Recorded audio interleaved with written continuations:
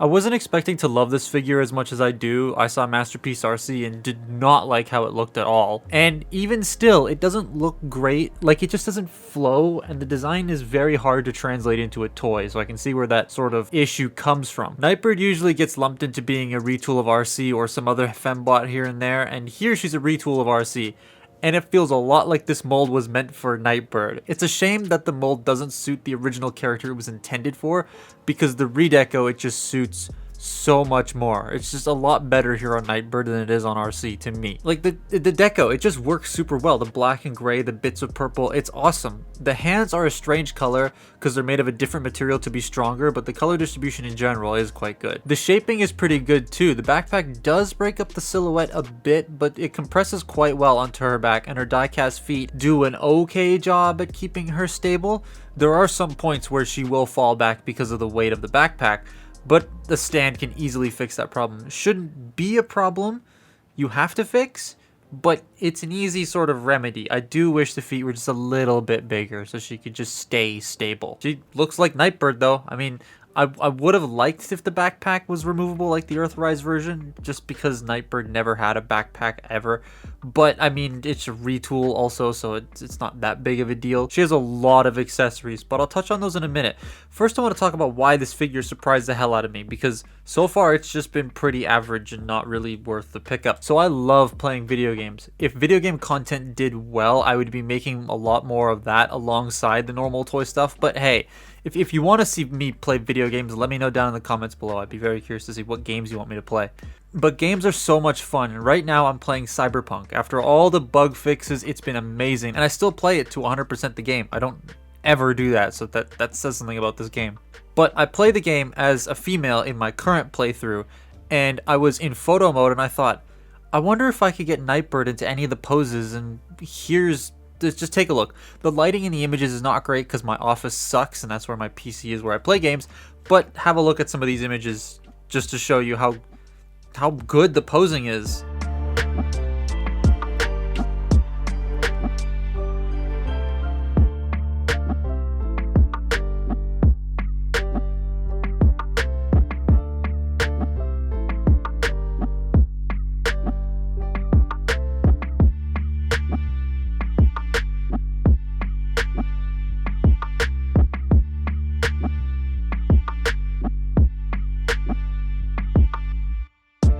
The fact that I can do all those poses and have the figure look good still, like this photo, this pose right here where she's leaning against a box, coolest thing I've ever seen in regards to a toy for in a long time. It's just, I posted this on Twitter and someone said that photo alone has made them want to buy the toy. Like, that's how good the posing can be if you get her to balance correctly. That's the biggest issue, is you have to get that balance right, and it can be fiddly. Now the accessories. She comes with all of this. 2 pistols, 2 Takara Legends swords, 2 lightsabers, 2 throwing stars, effect parts, size, and the pog face. It's a lot of cool stuff that allow you to get her into even more poses. I'm starting to like this articulation as the main gimmick more and more with these last few figures, and this just emphasizes that. The holster is really cool. I just wish you could pose her taking the gun out of the holster. I wish her hands kind of tilted a bit because the backpack also gets in the way of that. Not a fan of the hands.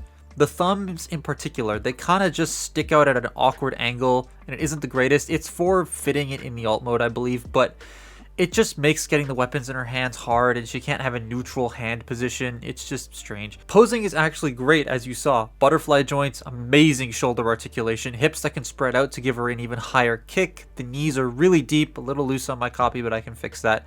Toe bends.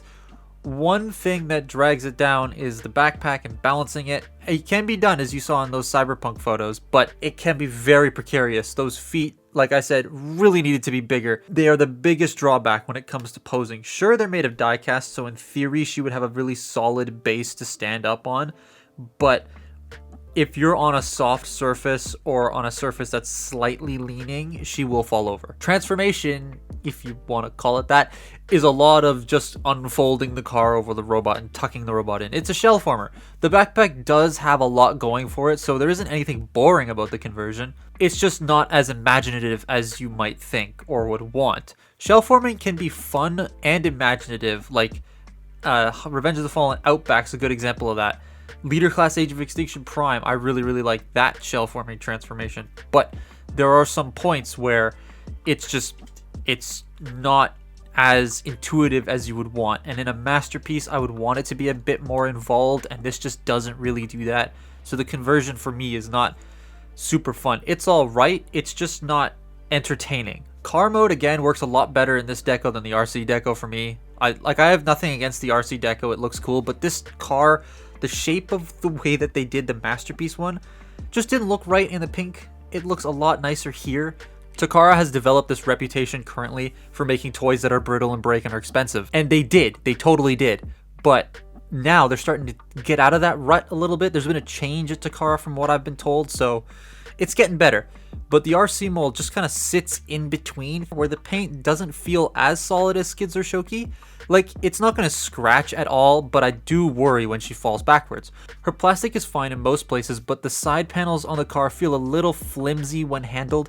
The car is a nice size though, it does feel pretty good in hand, however the front likes to come untabbed a bit, and that does get quite annoying. I don't know if that's just the case of this being a redeco of something that already existed, and on RC it's fine, but here it likes to come undone. She can store a bunch of her weapons on the car, so that's neat, but it does look a bit naff, and I just kind of leave them in the box anyways, because I keep my Masterpiece boxes. But it's good. I don't think it's worth 180 Canadian. That's the retail price for this thing over here. Like, I'm satisfied with the toy. I paid full price, and I'm satisfied with it. I like it, but I can't really recommend it at that price. I have seen it go for a bit lower, and I'd say like 150 max Canadian, 150 Canadian max is probably a good price for this thing. You do get a lot of stuff, but the core figure does have some glaring issues. Small feet, large unbalancing backpack, semi-fiddly transformation, alt mode chest tabs. It just kind of adds up. I love the toy, and yes, it surprised me greatly because I wasn't expecting it to be that posable. But it's just that $180 seems like a little too much. I mean, if you're either really attached to Nightbird, you really like the design, you want more female robots in your collection, or you just want to build up your Masterpiece collection, retail price is probably worth it. But if you like, I would definitely not get this if you're just starting out with Masterpiece. This is not a good starter Masterpiece. You want some experience first before buying this. But yeah, it's just, it has its drawbacks. But that's my look at Masterpiece Nightbird. Follow me on Twitter and Instagram, and I'll see you next time. Bye bye.